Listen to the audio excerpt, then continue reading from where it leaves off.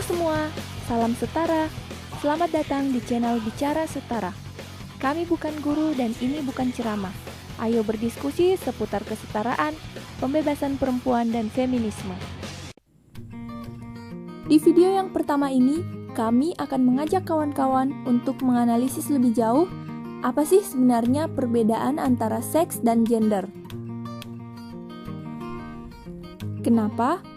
Karena sampai saat ini masih banyak orang yang belum betul-betul memahami atau bahkan keliru mendefinisikan kedua kata ini. Sehingga kemudian di kehidupan sehari-hari kita sering mendapati anggapan-anggapan atau aturan-aturan yang sebenarnya keliru tapi justru dianggap kebenaran mutlak. Sebagai contoh beberapa kutipan ini. Begitu seringnya kita mendengar kalimat-kalimat ini, hingga kemudian secara perlahan membangun kesadaran palsu bahwa inilah kebenaran. Bahwa sumur dapur kasur adalah kodrat perempuan, sehingga setinggi apapun kamu bersekolah, ujung-ujungnya harus balik lagi ke dapur. Atau bahwa terlahir sebagai laki-laki, kemudian menjadikan kamu manusia superior yang tidak boleh menangis. Atau bahwa periode menstruasi kemudian menjadikan perempuan tidak stabil secara emosional, dan lain sebagainya. Nah, apakah hal-hal tersebut memang merupakan ketentuan mutlak yang tidak dapat dirubah? Inilah yang akan coba kita analisis bersama. Nah, untuk menjawab hal tersebut, di sini sudah ada 12 contoh yang akan membantu kita agar lebih mudah membedakan yang mana seks dan yang mana gender. Jadi di masing-masing contoh ini nanti di sampingnya kita akan berikan simbol seks female dan male tergantung kapasitas dari contoh tersebut. Oke, kita masuk ke contoh yang pertama yaitu mencuci piring. Kita sama-sama tahu bahwa mencuci piring sering dikategorikan sebagai pekerjaan domestik atau pekerjaan di sektor rumah tangga. Akibatnya perempuanlah yang lebih banyak mengemban tugas untuk menyelesaikan pekerjaan ini, terutama saat pembagian tugas di lingkup keluarga. Sehingga secara bertahap mencuci piring dan pekerjaan lain di sektor rumah tangga diberi label sebagai pekerjaan perempuan. Hal inilah yang kemudian disebut peran gender. Akan tetapi di sini kita belum akan membahas itu. Kita akan lebih fokus pada kapasitas perempuan dan laki-laki. Apakah mereka memiliki kapasitas untuk melakukan poin-poin di contoh ini atau tidak? Nah, meskipun sering disebut sebagai pekerjaan perempuan, kita tidak bisa menafikan bahwa laki-laki juga bisa mencuci piring. Jadi di sebelah sini akan kita letakkan simbol perempuan dan laki-laki. Contoh selanjutnya yaitu menghasilkan ovum.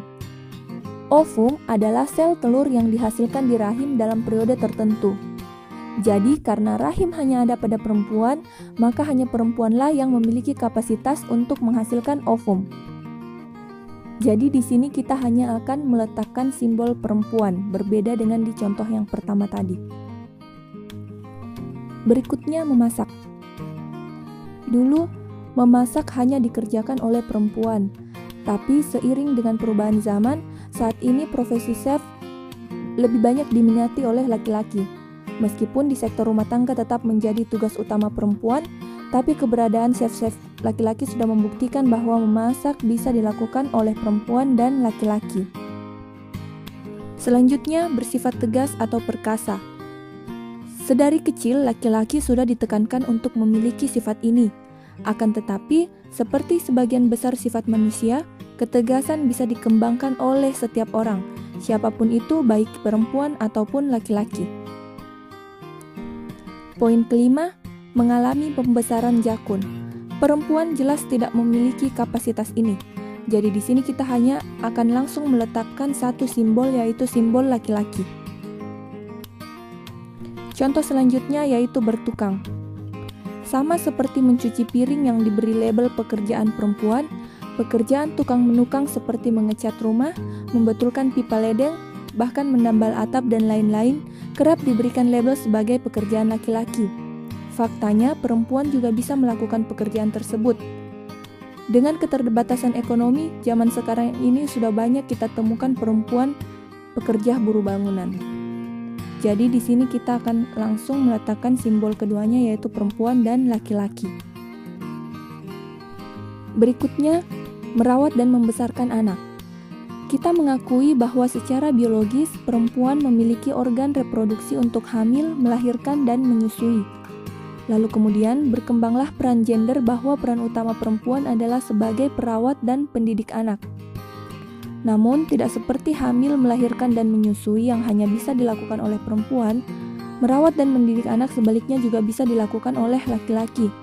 Misalnya menyuapi makan atau mengganti diapers pada bayi. Baik perempuan ataupun laki-laki sama-sama memiliki kapasitas untuk melakukan ini. Begitupun dengan mendidik anak. Sudah seharusnya ibu dan ayah sebagai orang tua bertanggung jawab atas hal tersebut. Jadi bukan hanya tanggung jawab si ibu saja.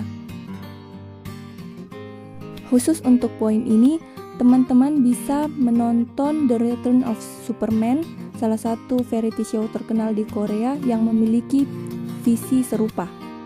Oke, jadi di sini kita akan menyepakati untuk meletakkan simbol perempuan dan laki-laki. Contoh selanjutnya, menghasilkan ASI.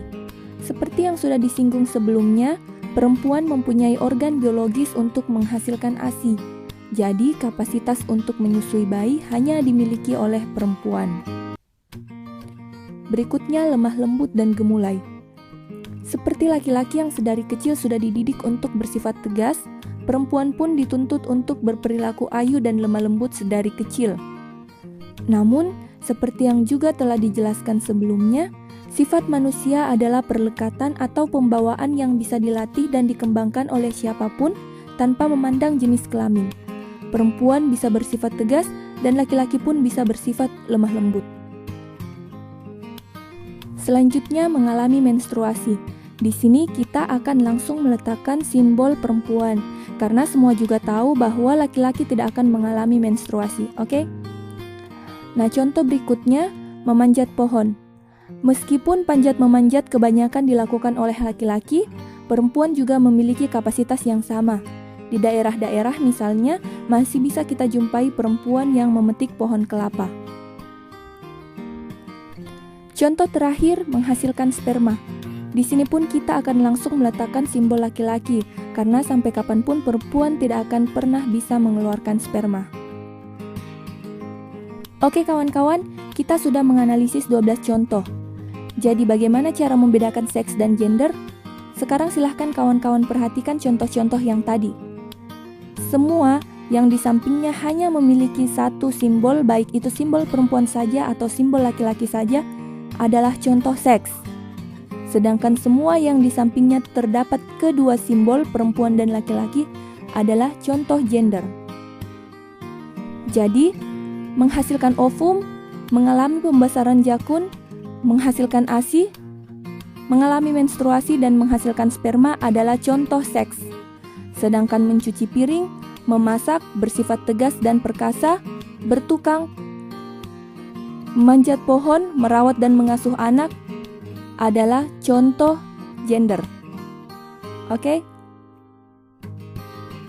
Nah, berdasarkan contoh-contoh tersebut, kita bisa menyimpulkan bahwa seks adalah perbedaan biologis perempuan dan laki-laki yang sudah merupakan ketentuan dari Tuhan atau biasa disebut bersifat kodrati. Oleh karena itu, seks bersifat permanen, tidak bisa diubah, tidak bisa dipertukarkan, dan dia berlaku secara universal. Misalnya, laki-laki bisa menghasilkan sperma dan memiliki prostat, sedangkan perempuan memiliki ovarium, ovum, dan uterus. Seperti itu. Sedangkan, gender merupakan perbedaan laki-laki dan perempuan secara sosial, di mana peran-peran sosial ini dikonstruksi oleh masyarakat dan dipengaruhi oleh beragam aspek.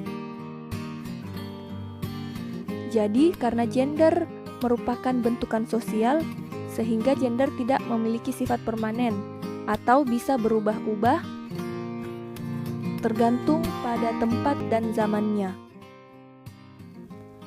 Misalnya, di suatu masyarakat ada yang memiliki pandangan bahwa laki-laki itu perkasa sedangkan perempuan itu lemah lembut.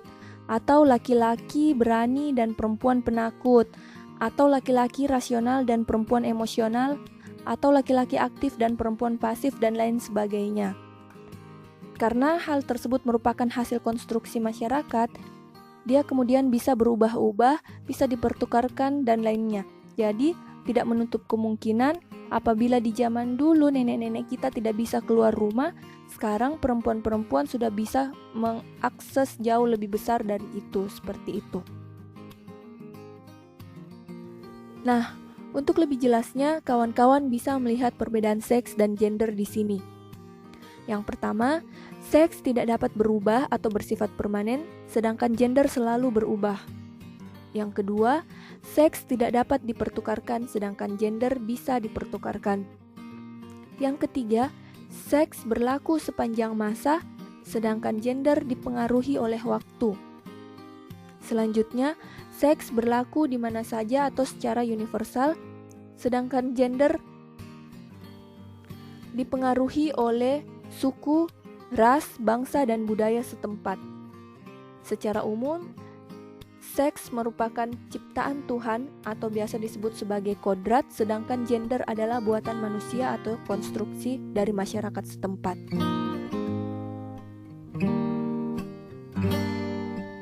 Oke kawan-kawan, sekian video hari ini, semoga bisa bermanfaat bagi kita semua. Sampai ketemu lagi di video selanjutnya yang akan membahas terkait bentuk-bentuk ketidakadilan gender. Oke semuanya, terima kasih sudah mampir. Apabila kamu tertarik dengan channel kami, silahkan di-subscribe dan jangan lupa klik lonceng untuk mendapatkan notifikasi terbaru dari kami. Salam setara, salam pembebasan perempuan.